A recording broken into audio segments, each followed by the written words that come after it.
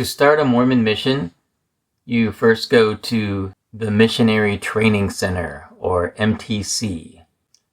I was pretty excited to go and start my mission.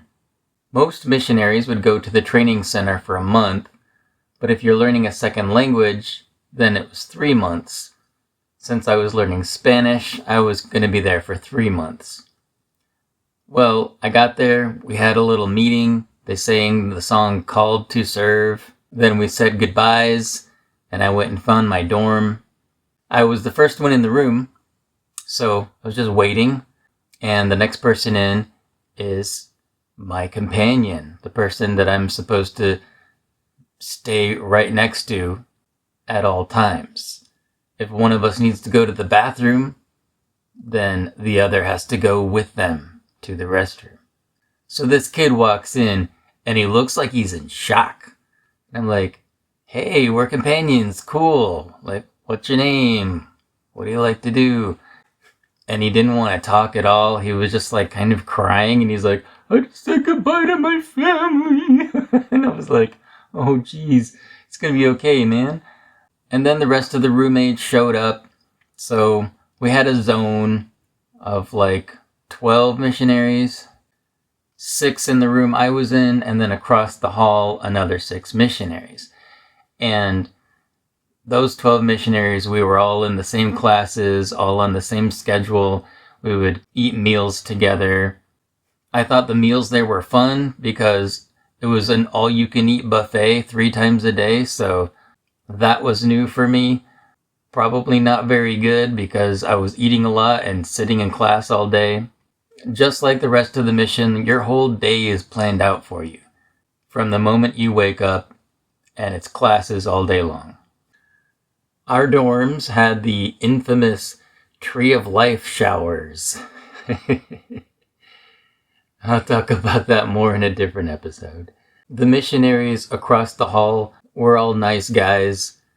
The missionaries in my room were not very nice.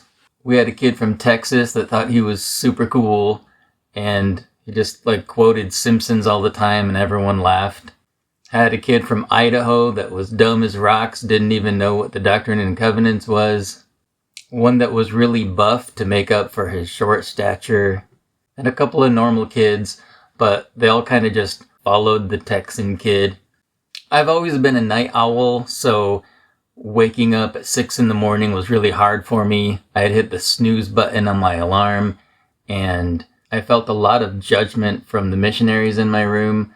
They would harp on me, saying it was so bad that I pressed snooze on my alarm clock. But at the same time, they would make fun of me for making sure I got my half-hour of Book of Mormon study in. The Idaho kid came and mooned me while I was reading. I was in the hall talking to one of the nice missionaries, and they came by and they're like, oh no, look, Elder House is gonna get translated because he's so righteous. And I didn't know what their deal was. I was just trying to be nice to people, trying to be a good missionary. Sometimes if I overslept in the morning, I would miss my morning shower, so I'd sneak in a shower at night just before bed. But we were supposed to be in bed at a certain time. So one time I'm in the shower and no one else is in there, and it's kind of nice because I have it all to myself. And these missionaries that aren't even part of my zone come in and they're just staring at me and they're like, hey, what are you doing in here? You have to leave. And I was like, you guys can stop staring. I'm gonna finish my shower now.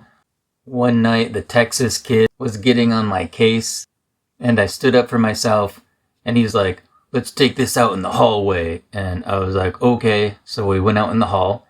And he's like, you don't want to mess with me. You don't know where I'm from. And I was like, I really don't care where you're from, but I think I'm going to beat you up. And he's like, no, you don't want to mess with me. And I was like, no, I think I do. And I kept calling his bluff, but he just kept bluffing. Then this old guy came down the hall and he's like, what are you kids doing out of your room at this hour? I didn't really like him butting in our conversation. And I was like, who are you? And he's like, I'm President Nixon. I'm president of the MTC. And you boys better go to bed. And that gave the kid the perfect out, and he's like, oh yeah, I'm going to bed, and so I went to bed. Another night, he was trying to pick a fight with me and got the other kids to come around him. The Idaho kid was like a big, strong farm kid, and it seemed like they all wanted to fight me, and I was like, I'm going to have to take them all on. One of the nice missionaries from across the hallway was a big Tongan guy, and he heard some commotion, and he came in, and he's like, who's messing with Elder House? And they're all like, not me. It was pretty cool. He was a cool guy. We kept getting complaints that missionaries were out of their room past their bedtime, and our district leader was across the hall, and he made up a sign-up sheet that said, if you're out past hours, sign your name and give the reason why. So the guys in my dorm took it down and started writing joke reasons why they were out past bedtime, just goofing off. And they're like, hey, Elder House, write something on here. I was surprised they even wanted to include me, but I was like, sure, I'll put something on there. So I wrote, name, Elder House, reason for being out past bedtime. I went to see if there was something good to eat in the garbage. I thought it was funny. Well, apparently the mission president didn't think it was funny, because we went to church and we're in the middle of sacrament meeting, and the president got up and he held up the paper and he's like, this is really serious. Are these people here today? Elder so-and-so. And he's like, here. Elder so-and-so. Here. And he's like, Elder House. And I was like, here. And this isn't normal for a sacrament meeting to like have conversations from the pulpit with people, but he looks at me and he stops and he's like, did you find anything good in the garbage? And everybody laughed and he's like, it's not funny. And I was like, oh, it's not funny? You're not joking? You're asking me seriously? No, I didn't find anything in the garbage. I didn't even go out that night. And he looked over at the bishop and he's like, Bishop, I need everyone on this list to write an apology and bring it to my office. They might not be going on their missions. I was not going to apologize. I wrote a letter about some of the things that were going on that I didn't like. Went in there with my companion. He acted like he was reading them. I don't think he read what I wrote, but he's like, you guys are forgiven. I'm going to let you stay on your missions. I was like, you wanker. So the classes we had spiritual classes and we had Spanish classes several times a day, but it was kind of like boot camp. I had seen lame people in the church before. They're usually kind of passive aggressive, but some of our instructors were just like militant and they would yell at us. This one guy was yelling in the middle of class. I don't know what he was yelling about having the Spirit of God or something, but he seemed really angry. And a couple of the kids were like starting to cry, I think just because they were scared. And I was like, oh, I wish I wasn't in here. And I like looked at my watch because I just didn't want to pay attention to him. And he looked at me and he's like, Elder House, what do you think about this? Blah, blah, blah. And I was like, dude, whatever. Then we had this other instructor. He was this pudgy redhead dude. And I was not expecting that from him. But he starts yelling too. He's like, if you have to say yo say que, like in Spanish, I know that. If you have to say yo say que, then you're not giving a good testimony. You gotta think of different things to say. Don't be like the little kids that get up in testimony meeting and say, I know that.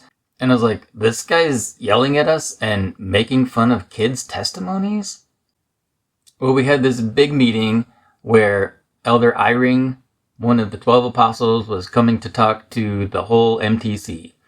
And I was like, good, now I'm going to get some good spiritual nourishment. And I go there. This dude starts yelling too. He's like, don't you dare even think for a second that you're not going where you're supposed to go. The most spiritual experiences I've ever had was giving missionaries their mission call when I was in that room deciding where they're going. And I was like, geez. He told us that we should always have a smile as missionaries because we're representing the church. The place was totally like a prison. Like, we couldn't leave the compound. There was a big fence. It was gated. 2 of my brothers put on their old missionary tags and suits, and they snuck in to like bring me some candy or something. And that was pretty cool. They came in, I saw them, we talked for a bit. But when they were leaving, some security guards saw them and were like, "Hey, what are you guys doing?" And they're like, "Nothing." And then the security guards started like walking after him. So they started running. My brothers just like ran out and the guy was running after him. 2 of my nephews were in the MTC the same time as me. And I got to see them once. But again, there was so much control. People were like, "Hey, you're not supposed to be over here. You got to be in your own dorms." One of my brothers said that the MTC was kind of like prison. Even though he liked it, he said it was kind of like mental torture. Back when I served my mission, missionaries only got 2 calls home a year, Mother's Day and Christmas. But I was in the MTC during Mother's Day, and they didn't let us call home. So I didn't get one of my 4 calls for the 2 years. Trying to learn Spanish was super stressful too. So we got recreation time once a week, and this one day, they were all going to go across the street and play soccer in the field by the Provo Temple.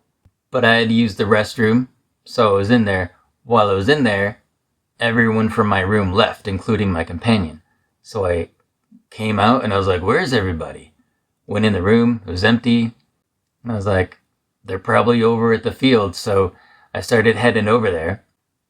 But when I got out of the gate onto the road, I looked down the road and my friend Brooke was just like a few blocks down on the same road. And I thought, I could just walk that way and hang out with her. And that sounded so nice. I just started walking right down the road. But I stopped after a while and I was like, no, I'm supposed to be with my companion. I'll go back. Sometimes I wonder what my life would have been like if I didn't turn back. Needless to say, after 3 months of that, I was super stoked to go down to Chile and see what being an actual missionary would be like.